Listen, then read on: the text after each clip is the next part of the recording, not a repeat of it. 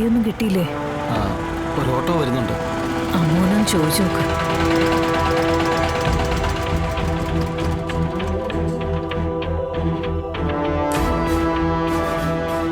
ചേട്ടാ, ഓട്ടം പോവോ?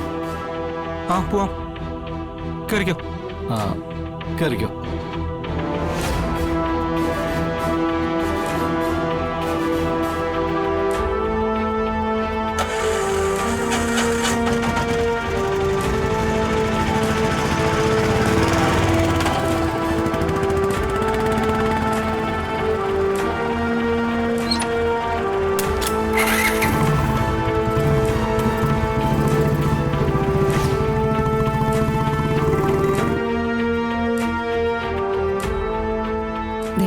ജീവിതത്തിൽ ഇതിലും വലിയ പ്രതിസന്ധികൾ നേരിട്ടതല്ലേ നമ്മള്.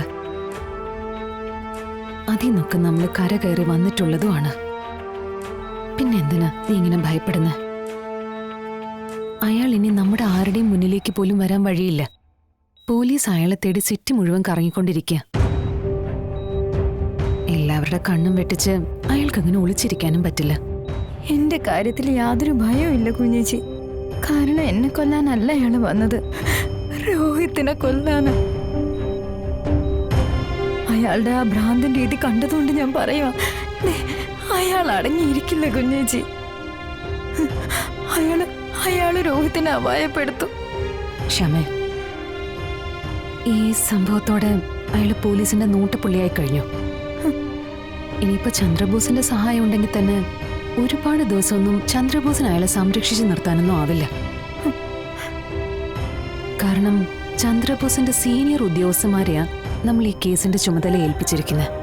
അപ്പൊ പിന്നെ ഈ പറയുന്ന ഉപേന്ദ്രന് വേണ്ടി ഒരു ചെറുവിരൽ അനക്കാൻ പോലും ചന്ദ്രബോസിനാവില്ല. കുഞ്ഞിച്ചി